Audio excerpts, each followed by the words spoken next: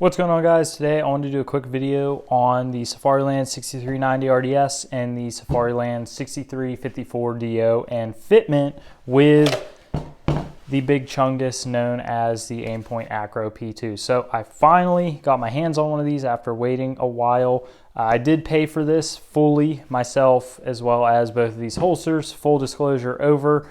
If you are interested in an Acro, I do believe that Aimpoint puts them up every Tuesday and Thursday if they have any to sell. So if you've been looking for one of these, check Tuesday and Thursday mornings on aimpointus.com. But enough of that. So the Acro P-2 is a big chungus. It is definitely one of the bigger pistol mounted red dots on the market, unless you're one of those guys running the 5-second or whatever mount with the Aimpoint micro on top, like the T1 or T2.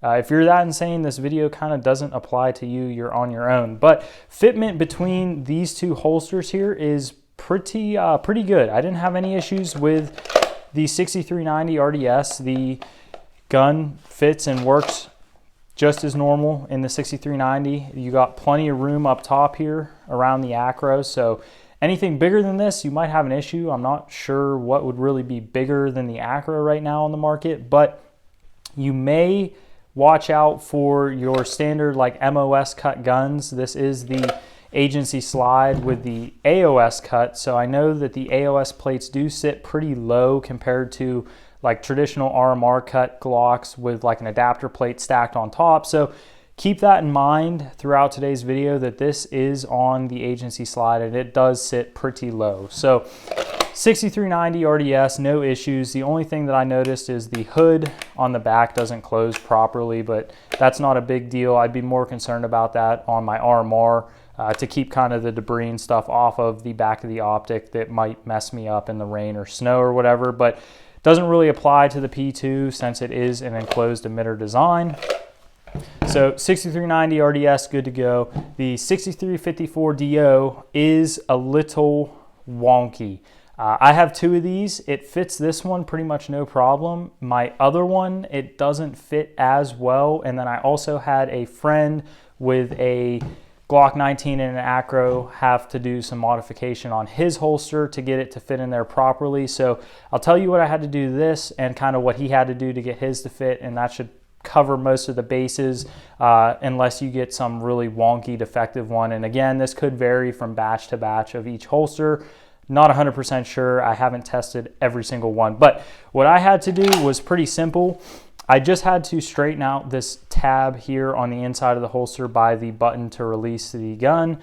The tab from the factory, or at least mine, was kind of bent in a little bit, so it was catching on the back of the Acro, hanging it up when you went to draw the pistol.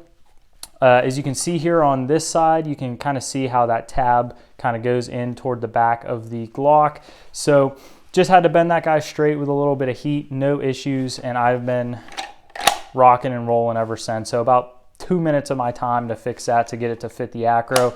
Now my friend that has the 19 and the 6354 DO, he actually cut this off. So he cut this back because he was running into that same issue, as well as on the front of the hood here, he had to remove some material out from the inside here just to kind of get the gun to sit fully down into the holster, because what was happening was that material was kind of holding the optic back a little bit, so he couldn't fully index it into the holster. This holster was wrapped, so I'm not sure if in that process it kind of got remolded to a point where that wasn't an issue for me, but just be aware that on his, he did have to remove some material there. Now his is a factory wrapped holster, so it hasn't been opened up or anything. Shout out to Specter Mods for the wrap. I did pay for that. I'll leave his links down below, but he does really good work if you guys were interested in a wrap for your holster. I know he's got some pretty crazy patterns and Taylor Swift stuff if you guys are into that. But with all that being said, the Acro P-2 is proving to be a very good optic in my eyes. I like it so far. I've shot about 200 rounds on it. Just got back from the range actually, where I was testing both of these holsters to see if I found any other fitment issues. But other than the 6354 DO having that one tab that needed to be bent back straight a little bit, I haven't found anything. Again, that could vary from batch to batch or holster to holster. Who knows? If you have any information or anything regarding the Acro P-2 fitting in either of these that you ran into, leave it down below. I'd be happy to hear it. If you have any questions on the holsters of the Acro or anything, leave them down below. I'd be happy to answer them. And with all that being said, thank you guys for watching.